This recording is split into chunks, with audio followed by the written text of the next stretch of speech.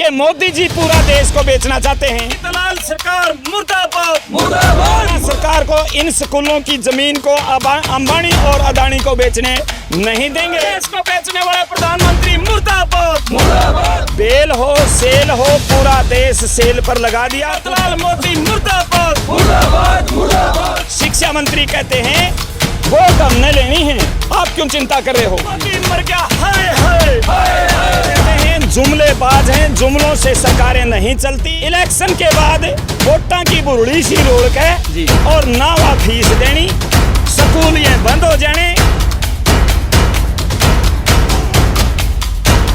अध्यापक है नारेबाजी करते हुए नजर आ रहे हैं। अगर बात करें तो सरकार की जो शिक्षा को लेकर नीतियां हैं उनको लेकर यह पूरा विरोध प्रदर्शन होता जा रहा है। खट्टर सरकार के खिलाफ विरोध प्रदर्शन होता नजर आ रहा है और राजद्रोह का जो केस जिस शिक्षक पर लगाया गया था उसके खिलाफ जो तमाम शिक्षक तालमेल कमेटी और तमाम जो अध्यापक है वो यहाँ पर एक मोर्चा खोल चुके हैं। क्या कुछ इनकी मांगे हैं और क्या कुछ पूरा मामला है और मामला काफ़ी गरमाया गया है, इसलिए मैं भी आपसे अपील करूँगा कि इस वीडियो को ज़्यादा से ज़्यादा शेयर जरूर कर दीजिएगा। फिलहाल इनसे जान लेते हैं क्या कुछ पूरा मामला है और यह जो केस बताया जा रहा है उन पर जो दर्ज किया गया है। मामला ये है कि हरियाणा सरकार स्कूली शिक्षा को बर्बाद करके इन स्कूलों की ज़मीन के ऊपर नज़र रखे हुए है। मिलिट्री और रेलवे के बाद सबसे ज़्यादा ज़मीन स्कूलों के पास है। स्कूलों को बंद करके ये इन स्कूलों की ज़मीन को अंबानी अदानी के हवाले करना चाहती है। इसी को बचाने के लिए हरियाणा की शिक्षा और स्कूलों को बचाने के लिए अध्यापक आंदोलन चलाए हुए हैं। सिर्फ अध्यापक ही नहीं, कहीं एक टीचर है कहीं दो टीचर है, वहाँ पर अभिभावक और बच्चे गेटों के ऊपर बैठे हैं। पूरी जनता आज स्कूल बचाने के लिए आंदोलन किए हुए है। उसी कड़ी में हमने हमारे मंत्री जी को ज्ञापन दिया था।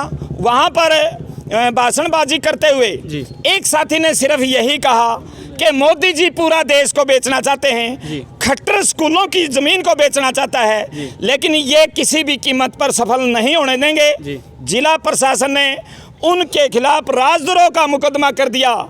कमाल की बात यह है कि अब ये बोलने से मनाही भी करेंगे, बोलने भी नहीं देंगे। बोलने के अधिकार को लोकतंत्र के अंदर ये छीन नहीं सकते।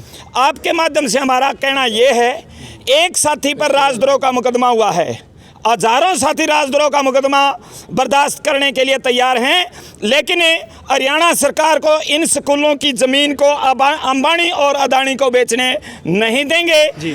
आज हम जिला प्रशासन को 3 दिनों से कोशिश कर रहे हैं। जिस सुरेश द्रविड़ हमारे राजकीय प्राथमिक शिक्षक संघ का वो जिला प्रधान है, जन शिक्षा अधिकार मंच का वो एक अहम सदस्य है, शिक्षक तालमेल कमेटी कैथल का सदस्य है, उसके ऊपर राजद्रोह का मुकदमा दर्ज किया गया है। क्या कह दिया था उन्हें कि इस कारण उन पर राजद्रोह का मुकदमा दर्ज करना पड़ गया? उनने सिर्फ मोदी साहब का नाम लिया था कि मोदी साहब स्कूलों को मतलब पूरे देश को, चाहे रेल हो, हवाई जहाज हो, बेल हो सेल हो, पूरा देश सेल पर लगा दिया। कुछ बेच दिया, कुछ बेचने लग रहे हैं।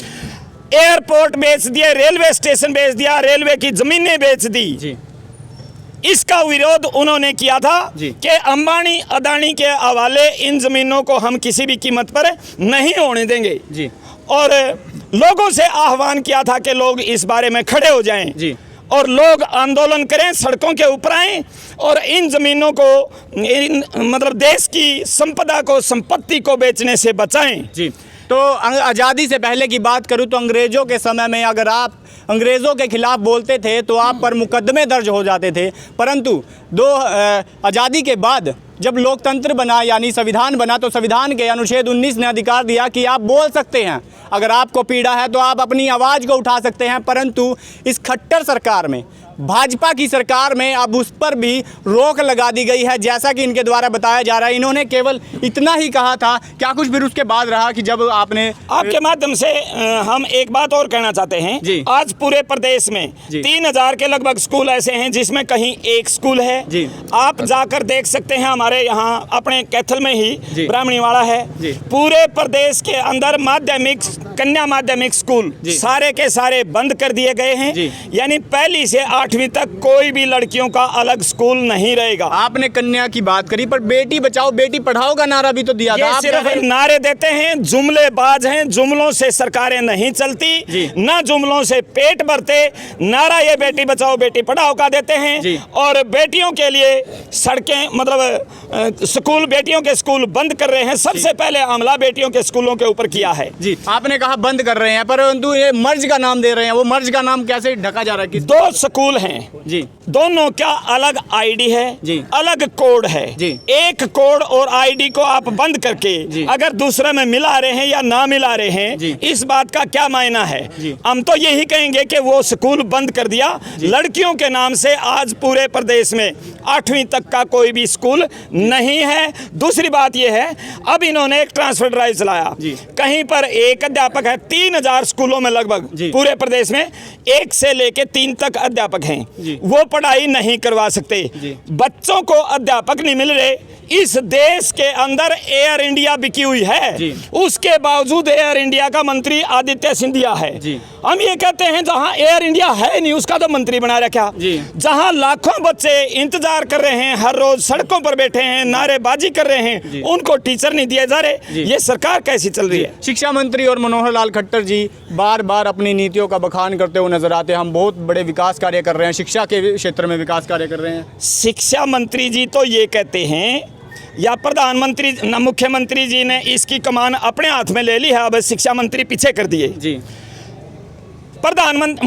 मुख्यमंत्री जी कहते हैं जी, चिराग योजना लेके आए हम जी, सरकारी स्कूलों से प्राइवेट स्कूल में बच्चा जाएगा तो सरकार फीस देगी। जी, इसका मतलब सीधा है सरकार ने हाथ खड़े कर लिए, हम स्कूल नहीं चला सकते और बच्चे प्राइवेट स्कूलों में चले जाएं। लेकिन आपके माध्यम से यह भी कहना चाहता हूं, यह एक जुमलेबाजी है।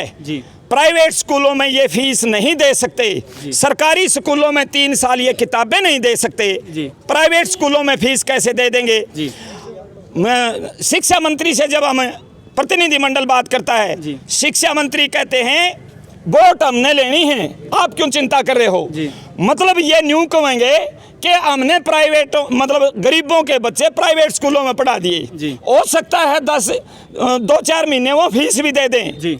इलेक्शन के बाद वोटा की बुरड़ी सी रोल के और ना वह फीस देनी, स्कूल ये बंद हो जाने, गरीबों का अनपढ़ रखने का इंतजाम ये सरकार कर रही है, जिसका हम पुरजोर विरोध करेंगे, सड़कों के ऊपर भी करेंगे, जनता को लेके जनता के बीच में जाएंगे, छात्रों को, अभिभावकों को, मजदूरों को, क्योंकि स्कूलों का मुद्दा अकेले अध्यापक का नहीं है, पूरी जनता का। भाजपा के तमाम नुमाइंदों से मिले आप, नेताओं से मिले, वीरेंद्र सिंह से भी मिले, मैंने जब आपको देखा था, तमाम कई नेताओं से आप मिल चुके हैं, तो क्या कुछ उनका कहना है?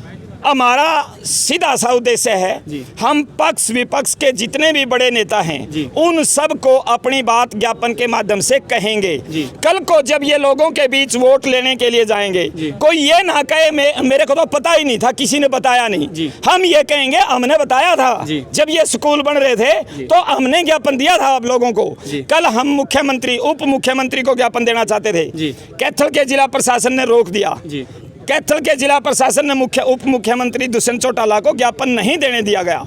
3 दिन से हम एसपी साहब के बार पर जा रहे हैं, कभी रेजिडेंस जाते हैं, कभी सेक्रेटरीट आते हैं, एसपी साहब हमारा ज्ञापन नहीं लेना चाहते। अगर ये नहीं सुनेंगे तो जनता की सुनेगा कौन? अगर यही चलता रहा तो आपके द्वारा क्या कुछ आगे की रणनीति? हमारी आगे की रणनीति स्पष्ट है। 28 तारीख को कल का 1 दिन का इंतजार हम करेंगे, या तो ये मुकदमा रद्द हो जाए, नहीं तो 28 तारीख से 2 अक्टूबर, 28 तारीख शहीद भगत सिंह की जयंती है। 28 तारीख को हम यहाँ बड़ा प्रदर्शन करते हुए 28 तारीख से 2 अक्टूबर गांधी जयंती तक कैथल प्रशासन की सर के ऊपर मतलब पड़ाव डालेंगे। तो एक तरफ किसान परेशान हैं तो दूसरी तरफ जवान भी परेशान हैं। पहले किसान आंदोलन के लिए 3 कानून आए, किसान आंदोलन चला, उसके बाद अग्निपथ योजना आई और अब चिराग योजना सामने आई है। तो शिक्षक तालमेल कमेटी और तमाम जो प्रदेश के अध्यापक हैं वो एकजुट हो चुके हैं और तमाम अपनी मांगों को लेकर आगे बढ़ चुके हैं। क्या कुछ पूरा आगे रहने वाला है और क्या खट्टर सरकार पर आने वाले 2024 में क्या प्रभाव पड़ने वाला है, आप कमेंट बॉक्स में जवाब जरूर दीजिए।